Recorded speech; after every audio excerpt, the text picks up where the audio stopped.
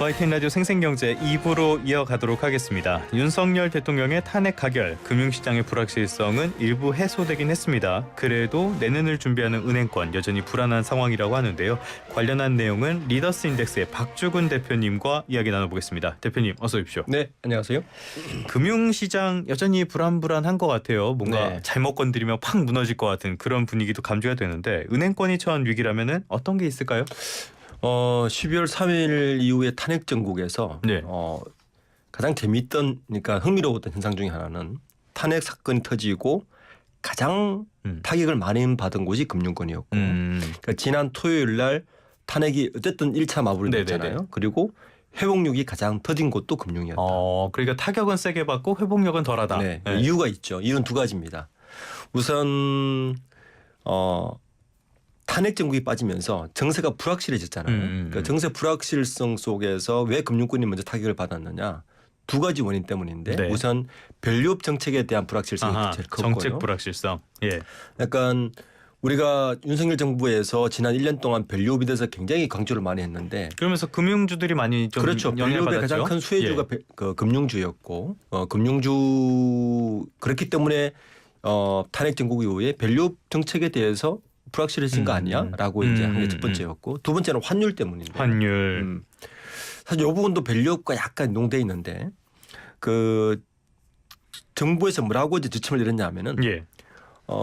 금융주주 그러니까 은행주들은 보통주 자본 비율이라는 걸 정해놨어요. 이게 뭐냐면 불확실성 네. 금액 대비 분자가 찐 너희 돈. 이 얼마냐는 네네네네. 기준이에요. 여기 예. CT1이라고 하는데 Common Equity Tier 1이라고 이제 네. CT1이라고 부르는데 그러니까 이만한 돈 중에 진짜 너희 돈 얼마야? 이 돈을 13% 유지해라는 문제였어요. 그러니까 13%를 이상으로 유지하면 배당도 많이 하고 해도 되는데 네네네. 13% 언더로 떨어지면 너 배당하면 좀 위험하지 않아? 이렇게 시그널을 준 거예요. 근데 문제가 뭐냐면 이거 환율이 올라가면 이 13% 기준이 3분기 기준으로 평균 13.02%였는데 예. 4대 금융주주가 이게 환율이 1,350원대 기준이에요.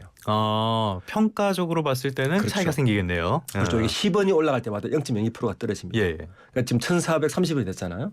평균값이 12.8%가 떨어진 거예요. 이렇게 되니까 외국인들은 이 정도 떨어지면 얘들 내년에 배당 못하는 거 아니야. 배당에 대한 우려. 네네. 그러니까 사실 밸류업하고 연관되어 있죠. 이 두 가지 우려 때문에 가장 직격탄을 많이 받았고 네. 그리고 회복력도 좀 될 더디다. 이렇게 되어 있습니다. 앞서 저희가 방송 문을 열면서 말씀을 드렸지만 국내 금융산업이라는 게 워낙 관의 영향을 많이 받기 때문에 이게 뭐 꼭 좋은 건 아닌 것 같지만 어쨌건 지금 같은 상황에서는 더더욱 뭐 타격은 크고 말씀하신 대로 회복력은 더딜 수밖에 없는 그런 상황도 되는 것 같습니다. 문제는 이게 금융 정책으로도 지금 전이되고 있다는 건데 뭐 DSR을 어떻게 적용하네 마네 이런 것들도 다 막 혼란스러운 것 같아요. 어떻게 보십니까? 우선 그런 부분 때문에 우려 때문에 외국인들도 그런 시선을 보고 있겠죠. 그래서 금융당국은 이제 빨리 불을 끄고 싶어해요. 그래서 정책은 불확실성하지만 우리가 추진하고자 하는 것들은 계속 밀고 나가겠다고 이야기를 하는데 네네네. 그런데도 이제 시장에서는 일부 정책은 이거 변경 불가피한 거 아니야? 이런 식으로 보고 있는 건 맞는 것 같아요. 우선 어떤 게 있을까요? 지금 예금자 보호법 1억 원 올렸잖아요. 네네네. 요거 지금 개정안이 대해서도 지금 불투명한 상황이라고 보고 있고요. 정무위원회 전체는 통과했지만 최근 정치 사항으로 이 본회의 넘어갈 수 있을까 이렇게 보는 거예요. 뭐 누구도 관심을 갖지 않는 상황인 것 그리고 같습니다. 사실 더 큰 폭탄이 하나 있죠. 윤석열 정부가 지난 봄부터 계속 뭉개고 있었던. 그러니까 작년부터 터졌는데 사실은 총선 때문에 뭉개고 있다가 계속 폭탄 돌리게 하고 있는 게 바로 PF 문제입니다. 부동산 부실 PF 정리 문제가 아직 끝나지 않았어요. 요게 지난달에 2차 사업성 평가 마쳤거든요. 근데 금융사는 부실 사업증을 경공매 방식으로 이제 처분하라고 하는데 지금 이런 시국에서 이게 쉽지 않아. 또 다시 한번 폭탄 불안해하고 있고요. 또 하나가 이제 이건 그 의정 계획하고 맞물리는 건데 실손보험 계약안도 지금 필요할 미수입니다. 그래서 지금 본회의가 어떻게 될지 모르겠는데 어쨌든 그 금투세는 통과될 가능성이 높다고 보고 지금 이야기했던 이런 것들에 대해서는 불확실성이 높아졌다 이렇게 보고 있는 거죠. 별로 그렇게 큰 관심을 기울이지 않을 분야라서 이 빚으로 지은 집의 모래성 위에 같은 이런 불안한 상황을 언제까지 우리가 감내를 해야 될지 잘 모르겠습니다. 자, 그렇다면은 우리는 이제 인사에 대한 네. 이야기도 좀 해봐야 되겠습니다. 5대 은행 인사 굉장히 좀 관심을 받기는 했어요. 네. 세대 교체가 이루어졌다는 평이 있던데 어떤 은행을 대표적으로 들 수가 있겠습니까? 이번 이제 농협금 보통 4대 은행이라고 하는데 예. 농협금융까지 포함해서 우리가 5대 은행이라고 많이 얘기를 하죠. 하면 예. 5대 은행의 이번 인사의 키워드는 크게 한 3가지 정도로 압축할 수 있을 것 같아요. 네. 우선 지금 일반 기업들은 보통 대표이사를 임명을 하면 3년 임기를 보장해 주잖아요. 은행은 2년으로 바뀌었습니다. 네. 그 2년으로 따지자면 윤석열 정부와 함께 사실 은행이 대부분 출발했어요. 아, 네네네. 이제 보통 낙하산이라고 그러죠. 낙하산 들어온 인사들이 2년이 지났는데 이번에 신한은행을 빼고 이제 농협까지 4개 군데가 농협 바뀔 예정이고 3군데 바뀌었는데 네. 특징 중에 하나는 관치의 색을 빼고 있다. 입니다. 예. 그러니까 낙하산으로 외부 영향력으로 들어오면 조직 장악력이 떨어지잖아요. 네. 그래서 아마 뭐 일단 조직을 잘 모르니까. 그렇죠. 네. 최근에 이제 금융 사고가 굉장히 많이 터졌어요. 금융 사고가 네. 이런 것도 조직 장악력이 좀 그립이 느슨해서 그런 거 아니냐라는 비판도 있었고 이런 차원에서 첫 번째 키워드는 재빠르게 관치의 색깔을 빼고 있다. 그러니까 내부 출신들을 동원해서 조직 장악력을 높이려고 하는 게 첫 번째 키워드고 두 번째는 지난 2년 동안 우리가 일반 서민들이나 중상인들은 굉장히 고생했던 금리 네, 그렇죠. 가 높았잖아요. 네네. 이때 덕을 본 곳이 은행이죠. 네, 은행이 소위 말하는 에데마진, 그러니까 NIM, 님이라고 하는데 굉장한 수혜를 누렸습니다. 뭐 자꾸 어설프게 건드려 버리니 최고의 이익을 안겼죠. 그런데 지금 은행권에서 판단하는 게 이제 좋은 시절은 끝으로 가고 있다. 이렇게 판단한 것 같아요. 네네. 그래서 두 곳은 전략통을, 두 곳은 영업통을 세우는데 영업통이라는 게 소위 말해서 이제 수익 보존을 어떻게 할 것인가 전략을 짜야 된다. 그러니까 야전 사령관을 내보냈다 이렇게 보시면 됩니다. 예. 그러니까 은행에도 영업력이 강한 영업통들을 올렸다. 이게 두 번째 키워드고. 세 번째 키워드는 방금 말씀하신 같이 세대 교체. 현재 4대 금융은행장에 이번에 우리은행을 빼온 나머지 분들은 64년생들이에요. 근데 우리금융이 이번에 조행장 다음으로 온 분이 68년생입니다. 그러니까 4년을 젊어졌네요. 젊어졌어요. 그러면서 이분이 지난주에 조직 개편을 했는데 71년생까지 지금 부행장으로 올라온 경우가 있어요. 그러니까 조직 개편과 함께 내부의 혁신을 좀 요구받고 있다. 자, 이렇게 한 3가지 정도 키워드로 좀 요약할 수 있을 것 같습니다. 뭐 일반 기업 같으면은 이런 분들도 이미 올라왔어야 되는 거 아니냐라고 생각할 수도 있지만은 은행은 좀 느린 편이라서 그런 면도 있습니다. 자, 먼저 말씀해 주셨던 게 우리은행이 많이 젊어졌다. 그리고 전략과 영업을 말씀해 주셨는데 하나은행 쪽에서는 영업통이 은행장으로 선임이 됐다고 해요. 어떤 분입니까? 지금 하나은행의 경우에는 하나은행 카드 계열사 대표가 은행장으로 선임됐죠. 이호성 대표. 네. 지금 하나은행하고 KB금융이 되게 재밌는 게 은행은 이제 금융지주 회장이 있잖아요. 우리 소위 말하는 기업에서 말하는 오너 역할을 하는 지주 회장이 있고 그 밑에 대표 계열사가 은행이니까 은행 이 두 분의 손발을 맞추기 위해서 하나은행하고 KB금융은 회장하고 똑같은 캐리어를 가진 사람을 뽑았어요. 잘 통하겠네요. 그러니까 이제 대표적으로 그 하나은행의 이호성 이제 행장 같은 경우도 이번에 이력을 보면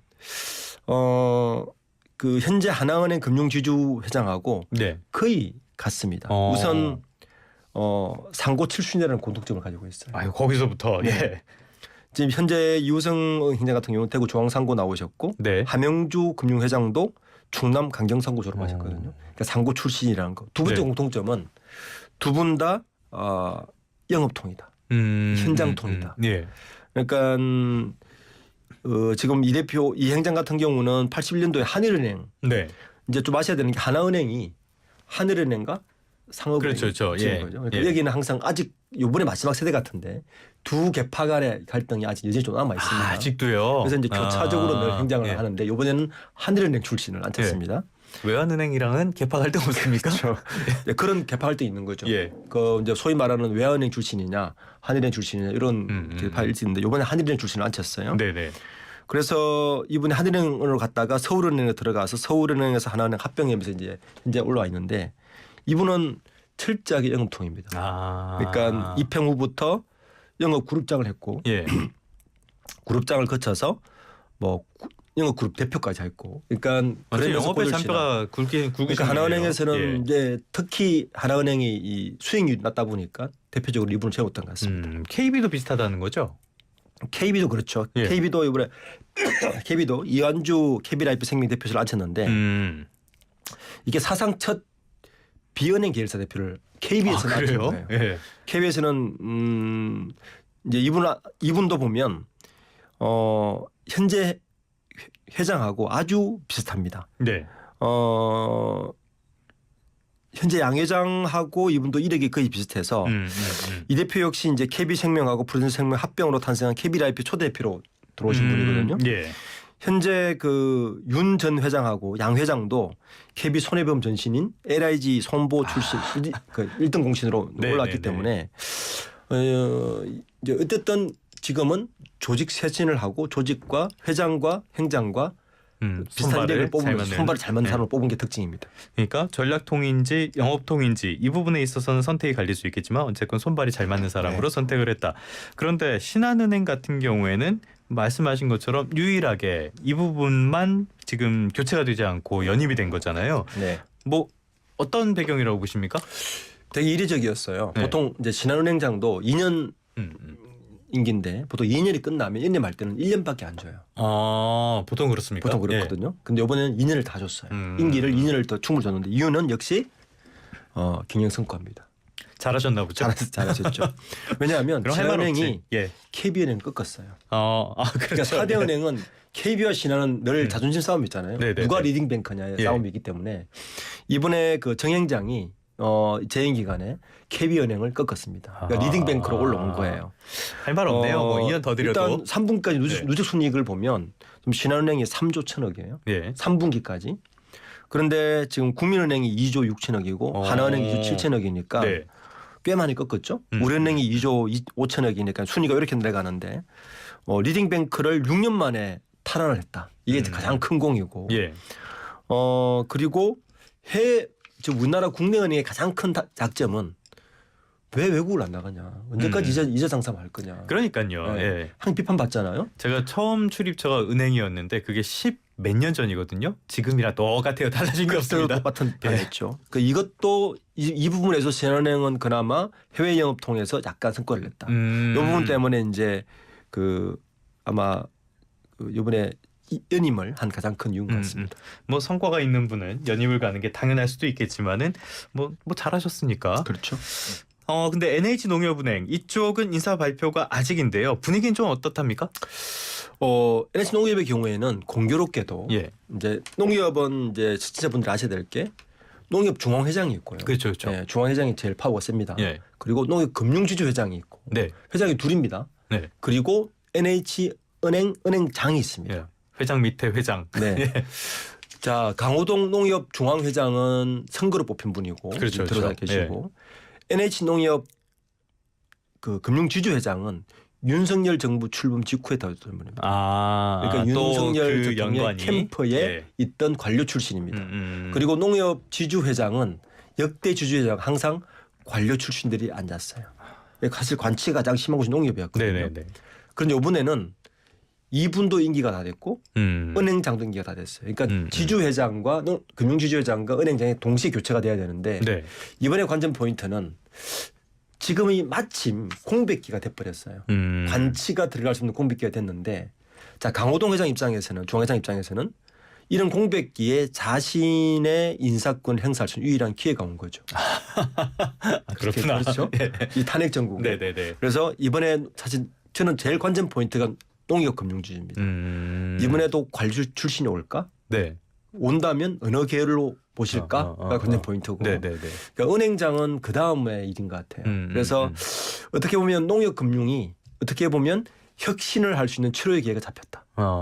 관치에서 벗어날 수 있다. 본인이 원하진 않았지만은 이런 기회가 하늘에서 네. 뚝 떨어진 상황이라고도 볼 수가 있겠습니다. 네. 그렇다면 금융권의 이런 뉴페이스들 앞으로 어떤 산들이 많을 텐데 관건은 좀 뭐라고 보세요? 아까도 말씀하셨지만 현재 우리나라 금융권의 가장 큰 문제는 혁신이 일어나지 않는다는 겁니다. 우리가 매기 효과를 내기 위해서 뭐 핀테크라고 소위 뭐 인터은행도 하고 뭐도 하고 막 그랬지만 여러 개 등장시켜봤지만 다 무용지물이었습니다. 그렇죠. 그리고 글로벌 IB뱅크도 외쳤지만 사실 무용지물이었고요. 이유는 이 부동산 공학으로 인해서 끊임없는 그 이자 마진이 많이 나왔기 때문이에요. 네네. 그러니까 수익이 좋으면 혁신할 필요가 없습니다. 네. 먹고 살만 한데 뭐. 그런데 지금의 경우에는 상황이 많이 달라졌는데 이제 저금리 시대로 돌아왔을 까 말이에요. 전체니. 그렇겠죠. 자, 이제 은행 혁신이 어떻게 이루어질 것인가? 글로벌 진출 어떻게 할 것인가? 네. 새로운 글로벌 금융 어떻게 확보할 것인가? AI 시대의 은행 어떻게 바뀔 것인가? 이런 과제들이 산적해 있는 것 같아요. 그런데 이런 과제인데도 불구하고 이번에 인사를 보면 역시 영업통을 들여서 영업 더 많이 하라고 뽑은 것 같아요. 그러니까 이자 마진 더 지키고 네네네. 더 많이 영업하라는 이야기인데 저는 그 전략이 맞느냐에 대해서 좀 질문을 던지고 싶습니다. 오히려 중소은행들이 해외 진출에는 더 적극적이고 또 활로를 찾으려고 노력을 많이 하는 것 같아요. 근데 지난 주말에 탄핵소추안이 국회 통과 직후에 각 시중은행들이 비상점검회의를 개최를 했다라고 하는데 이번 인사를 미뤄봤을 때는 은행마다 내년도 불확실성 타개 전략 이런 것들 어떻게 계획하고 있을 걸로 보십니까? 우선 환율에 제일 민감할 거예요. 환율 역시 네. 환율. 은행들이 그 환율이 이렇게 올라가면 기업들도 외환 보유고를 늘리려고 하기 때문에 돈을 빼기 시작합니다. 네. 예. 그리고 아까 제가 초대 말씀드린 대로 그 규제에도 걸리고 시티원 예. 이 지키기 위해서 이걸 13%를 지키지 않으면 일단 외국에서 돈을 빼기 시작해요. 그래서 아마 이거 방어에 총력을 다할 것 같고 저는 밸류업 정책에 대해서 지금까지는 사실은 밸류업을 이끈 곳이 금융위원회하고 금감원이기 때문에 은행이 낮을 수밖에 없었어요. 그렇죠, 그렇죠. 본보기로 날 수밖에 없는 말 안 들어 혼나니까. 예. 그렇죠. 그래서 만약에 그게 입김이 없더라도 은행 스스로 기업 본인 자신들의 가치를 높이는 밸류업을 할 것인가에 대한 관전 포인트가 있습니다. 그리고 번번이 혁신의 산이 허들을 넘지 못했는데 이 부분을 스스로 어떻게 할 수 있을까? 아까 말씀하셨듯이 은행이 가장 보수적인 기업 문화에서 보수적이에요. 그러니까 그런 혁신들을 일으키기 위해서는 사실은 외부에서 영입해야 되는데 IT 핀테크 할 때 잠깐 외부에서 인재가 들어오기 시작했어요. 빅데이터라든지 이런 거 하기 위해서. 네. 그 뒤로 사실 멈췄습니다. 네. 진전이 없군요. 네. 그래서 이러한 부분들에 대해서 내부적으로 어떻게 이 부분을 더 늘고 갈까가 아마 앞으로의 큰 관전 포인트가 될 것 같습니다. 뭐 내부도 중요하지만 외부적으로도 금융과 관련된 규제 같은 것들 좀 지나친 것들은 풀어서 혁신할 수 있게 유도도 해야 되지 않을까 싶습니다. 지금까지 리더스 인덱스의 박주근 대표님과 함께 금융권 특히 은행권의 인사 움직임 자세히 살펴봤습니다. 오늘 말씀 고맙습니다. 네, 감사합니다.